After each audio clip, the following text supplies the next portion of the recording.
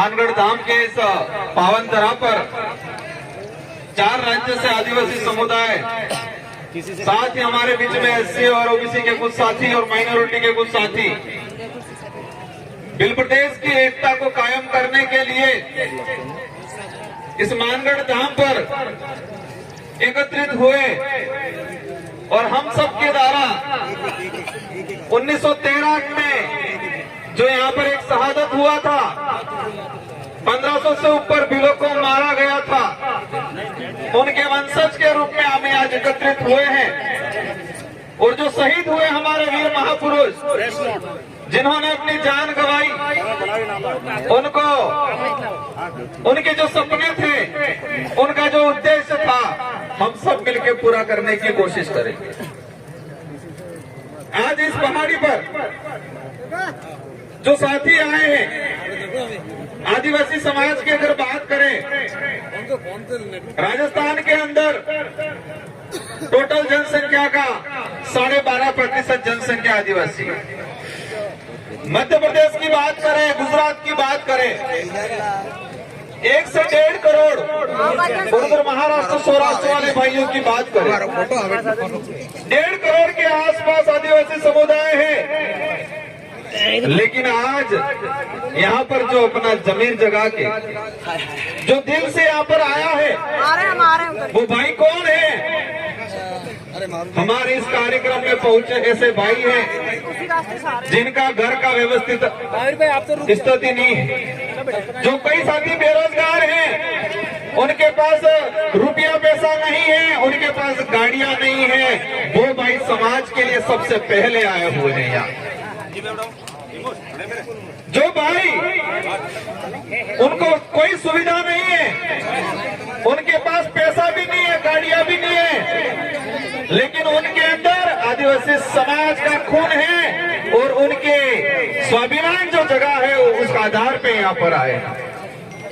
कई साथी ऐसे हैं हमारे, समाज का सर्टिफिकेट लगा के बड़े नेता, बड़े अधिकारी बन गए।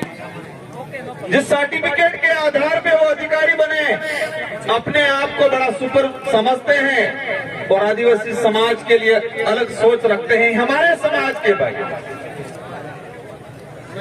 तो ये जो लड़ाई है, ये लड़ाई जो है, हमारे पुरखे भी लड़ते आए थे, हम भी लड़ रहे हैं और आने वाली पीढ़ी को भी लड़ना पड़ेगा। तो लड़ाई वही लोग लड़ेंगे जिनका जमीर जिंदा है, जिसका जमीर जिंदा है, जिसके अंदर आदिवासी खून जागता है, वही लड़ाई लड़ेगा। इससे ये साबित होता है कि जो पैसे वाले, गाड़ियां वाले, वो लड़ाई नहीं लड़ेंगे। देश के इतिहास उठा के देख लो, कोई भी आंदोलन हुआ है, किसी भी आंदोलन में अमीरों ने आंदोलन किया और जीते, अमीरों का आंदोलन कभी सुना? कोई भी समाज हो वाले आदमी से जो धरातल से जुड़ा हुआ है, जो समाज की भावना रखता है, वही व्यक्ति आंदोलन करता है। तो मैं आप सबको खूब खूब दिल से धन्यवाद देना चाहूंगा।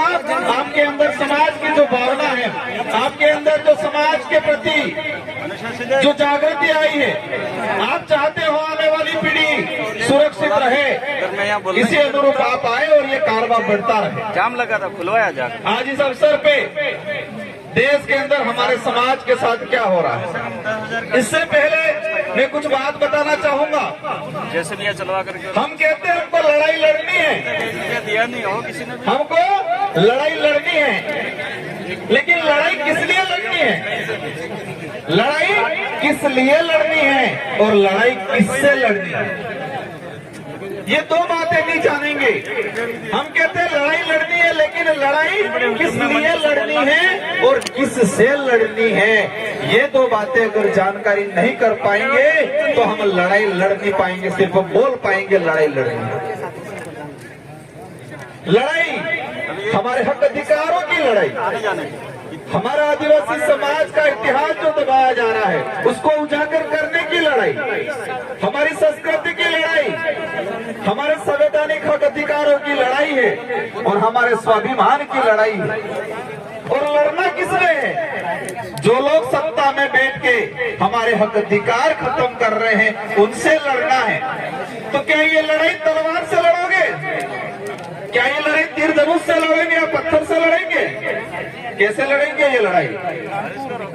ये लड़ाई तलवार या तीर धनुष या पत्थर से नहीं लड़ा जाएगा। ये लड़ाई इस देश के अंदर लोकतंत्र है और लोकतंत्र में हर 5 साल के अंदर जनता को पावर दिया है कि आपके पास जो चाबी है उस चाबी के माध्यम से आपके समाज के हक अधिकार की लड़ाई लड़ो। कैसे लड़ाई लड़नी है? हमारे देश के अंदर लोकतांत्रिक देश है और लोकतंत्र में हमारे आदिवासी समाज के लिए विशेष प्रावधान है। तो जो प्रावधान खत्म कर रहे हैं उसके लड़ाई कैसे लड़नी है? 5 साल के अंदर जो बारी आती है और लोकतंत्र की जो चाबी है मत की, उस चाबी को ऐसा लगाओ कि उनके ताले जंग खा जाए, तो लड़ाई जीतेंगे। बाकी हम गालियां दे देंगे, कहीं रास्ते में पत्थर मार देंगे, कहीं तलवार लेके निकल जाएंगे, धनुष लेके निकल जाएंगे, ऐसे लड़ाई नहीं लड़ी जाएगी। गुजरात के भाई सौराष्ट्र वाले आए थे, एक तो साथी और मिले। हम गुजरात में गए थे विधानसभा चुनाव प्रचार में, कह रहे थे हम तो समाज में छाती था બધું હારું જ છે, અમે આદિવાસી સમાજના હક અધિકાર બદલે લડા, लेकिन वोट तो भाजपा में चालू पड़े इनके। लड़ाई क्या है?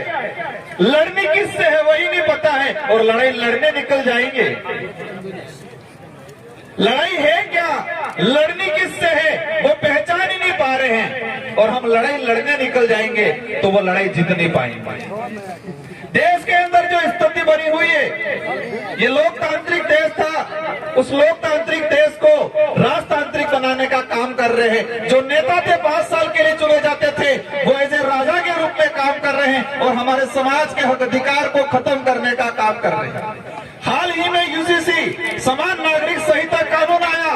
हमारा अनपढ़ भाई गांव में जो रहता है वो कहता है बढ़िया कानून, समान नागरिक समान था ही अपने कह रहे हैं वो बंगला बनी जाएगा, पहला फाय गाड़ी है हमारे गाड़ी है सोचता होगा। और कमल कांग्रेस के लोग ऐसे ही प्रचार करते हैं, समान नागरिक था जाएगा, सब बराबर था जाएंगे। हमारे अधिकार जो खत्म हो जाएंगे, शेड्यूल एरिया के जो प्रावधान है वो खत्म हो जाएंगे। और मैं इस मंच के माध्यम से कहना चाहता हूं कि अगर समान नागरिक संहिता कानून पास हो गया तो जो ये बांसवाड़ा और डूंगरपुर में हमारे जो लोकसभा सांसद चुन के गए हैं वो नेक्स्ट कभी कोई चुनाव नहीं लड़ पाएंगे। जो यहाँ के विधायक हैं, यहाँ के मंत्री हैं, अगर समान नागरिक संहिता कानून लागू हो गया तो वो चुनाव नहीं लड़ पाएंगे।